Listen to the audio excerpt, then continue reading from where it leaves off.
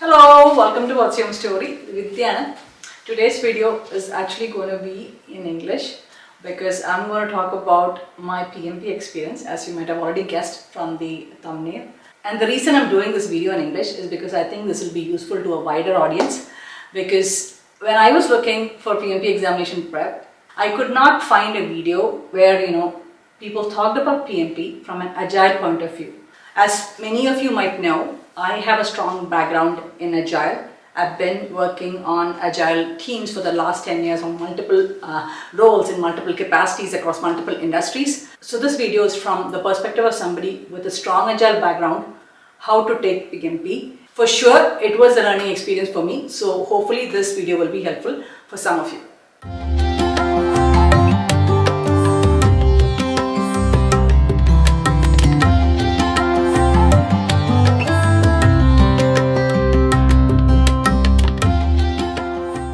So before we start, a little bit background about me.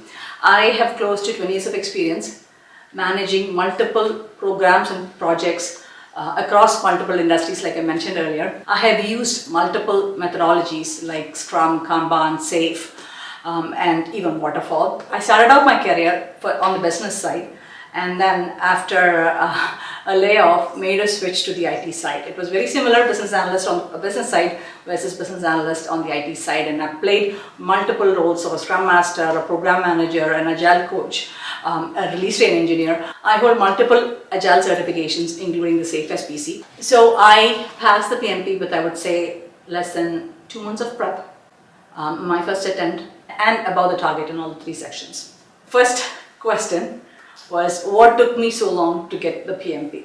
My husband and literally everybody I know took their PMP exams in early to mid 2000s.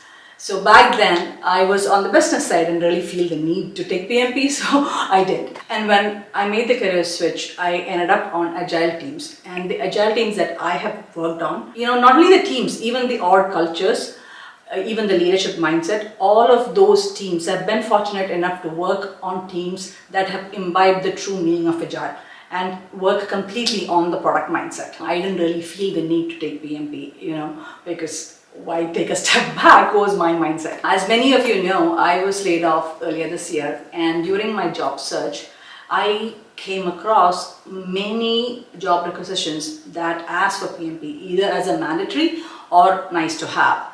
Especially because I am in the Washington DC area, and most of our IT jobs are centered around government jobs.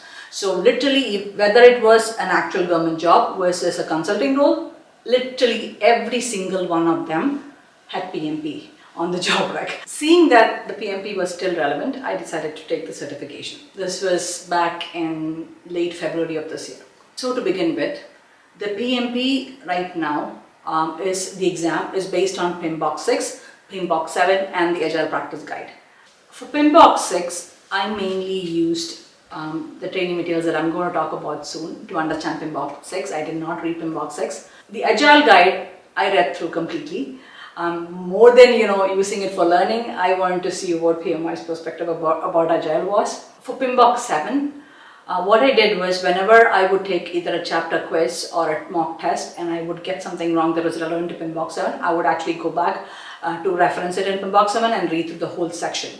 So because I was doing this, I pretty much covered the PMBOK 7 too as part of my tests or quiz reviews. Now coming to the training materials that I used. When I did my Google search, I didn't really do an intensive Google search at that point.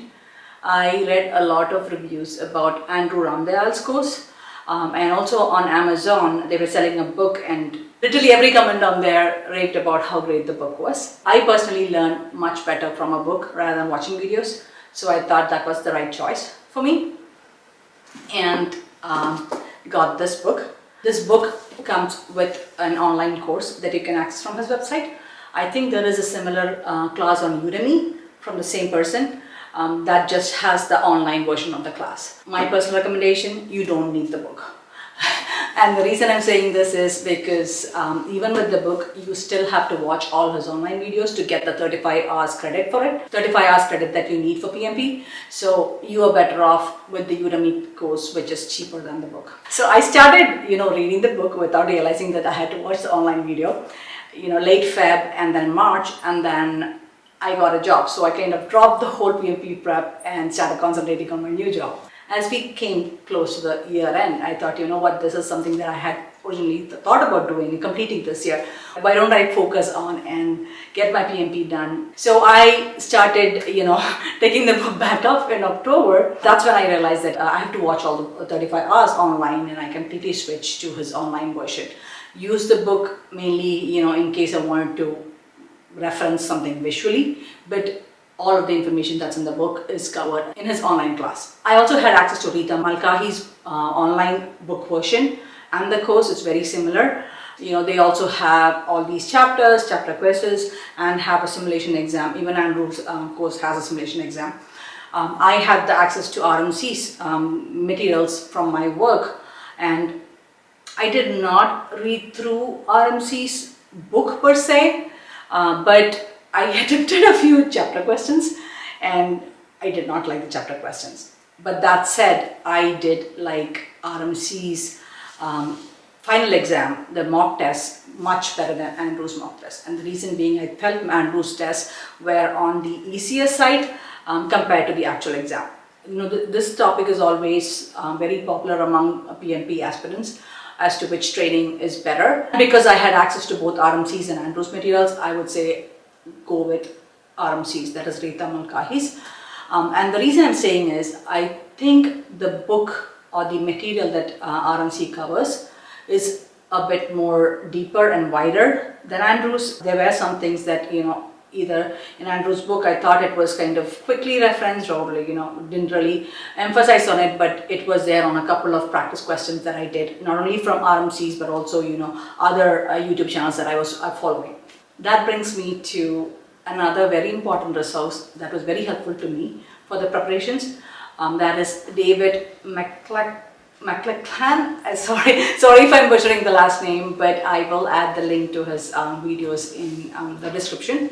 Out of many videos that he has, the three big ones that helped me are the 200 agile questions, practice questions, the 100 waterfall questions, and the 150 PMP PMBOK related questions. Important tip that I found was useful, because these are like 7 or 8 hour videos, each of them. So I found this on one of the Reddit posts, and I thought that was a very, very valuable tip. That's why I'm sharing it with you now, was to listen to the videos either at a 1.5 or 1.75 speed, because that kind of moves things faster. David really goes through the questions and the answers and explains very clearly why, let's say B is a better answer and not C. Coming back to the test prep, there were a couple other YouTube channels that I'm going to link below in the description that were helpful. I did not watch all the entire videos of these people. I just pick and chose a couple, mainly around the mindset, how you would frame the mindset. So that actually brings me to the next point in terms of the mock tests and the practice tests. The general guidance is that you take at least 2, but in my case, I took 7. So 7 is 3 that are available as part of the Andrews course. I also purchased the PMP simulator. I think it is $50 or something from Andrew's site, 46 or 50, I don't remember. So that has basically 2 mock exams and then 2 from RMC. Andrew's questions are a lot easier than RMC's, and RMC's question, especially the agile section, were very similar to the actual PMP exam. So why did I do so many? Because the first 2 exams that I took, the mock test that I took, I found that, PMP is a hard exam, and it's a 4-hour exam. So you do have to make sure that you are focused for the entire 4 hours. What I noticed was that when I was taking the test, by the time I reached the 3rd section, I would lose focus. Because I took those 2 mock exams, it was very helpful for me, train myself to make sure that I was focused, especially towards the latter part of the exam. Another thing that I observed during the mock exam was I caught myself reading a question that seemed familiar, and then I would instantly think, oh, I have done this before, I know how to answer, and I would go directly pick the answer that I remembered was the correct answer from the earlier version, which is a wrong thing to do, because almost all of the practice questions, even on the PMP exam, right, I didn't see any actual repetition per se. There was always some nuances that were changed in the question or in the answer choices. So even if you've seen something very similar, the question that you're seeing now is very different. So you should not go with any preconceived notions about, oh, I've done this is the same answer, let me go pick.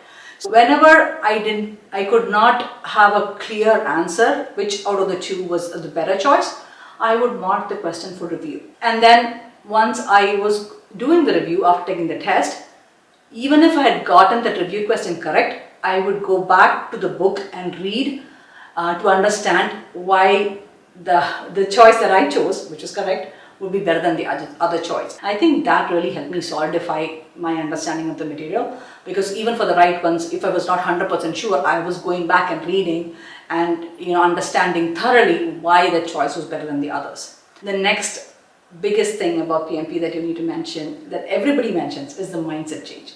So literally every person I've spoken to who has taken the PMP has told me that when you are taking the exam, you should not rely on your past experience. Rather, you should think from the mindset of the PMI and how PMI wants the project manager to act. That is 100% true, and this is especially true for the Agile section. These days, PMP has a lot more Agile questions. So I actually was kind of happy to learn that, because my impression was that I have a solid Agile background, so the Agile section would be a piece of cake for me, which was not true. Like I said, most of the teams and organizations that I have worked in were very mature in terms of agility, and they have transitioned to the product mindset even at a budget management level. So when I think of Agile, I'm thinking from a pure product mindset, not a project mindset. I can tell you, I have not heard the word project in the last 8 years. I mean, I'm not talking about my current job. Current job I do hear quite a bit, because everybody talks in terms of product. So what I observed was, especially for the Agile questions, the scenario-based questions, I would be answering from a pure product mindset, whereas almost all of PMP is around how to do Agile in a project world. Personally, that was my biggest struggle. There were some Agile questions, practice questions, that I definitely did not agree to the answers to, but just take it in the stride and move on. So that's one more reason that I found David's Agile questions helpful, because I think they were the closest to a true Agile mindset. On the day before the exam, I did a quick review of David's waterfall and pinball questions, because I thought that is the area where I kind of needed more focus on. So I would suggest just review where you think your weakest points are before the exam. So now coming to the actual PMP exam. The PMP is a hard exam, not only because of the material that it covers. It's a very wide area of knowledge, especially now that it covers PMBOK 6, PMBOK 7 and the Agile Practice Guide. It's a 4-hour exam. You do have 2 10-minute breaks between 60 questions. After you answer the first 60 questions, there is an option to take a break versus not. Generally, everyone recommends, I also recommend that you should take both the breaks, because it helps you just walk around, clear your mind, and then come back and focus. So coming to the test, first question that everybody asks, did I get any calculation questions? I did not. But there were a couple of questions around the CPI and SPI, the logic behind that, but no calculation question per se. 70% of the test was around Agile and hybrid project. So make sure your Agile knowledge is strong on the test. Everything was scenario questions. There were quite a few, I was more than what I expected, drag and drop questions, and those were the ones that were more theoretical type, but every other question I think was scenario based questions. The questions, yes, that's one more important thing. The questions were very wordy. So that was one difference that I noticed from Andrew Ramdale's. They were not that wordy, but whereas RMC's questions were very wordy. Most of the questions at least had like 4 to 5 sentences. I mean, so it did take some time to read and understand the questions. Yes, there's a lot of unwanted information too. Usually the guidance around timing for the test is that you take 80 minutes to answer the first 60 questions, then you go take your break, a 10-minute break, and then you take another 80 minutes for the second set of 60 questions, then take a 10-minute break, and then for the last set of 60 questions, you take 70. So 80, 80, 70 is the split that everybody generally recommends. So I was planning to do the same as well. That's what I did during my mock test too.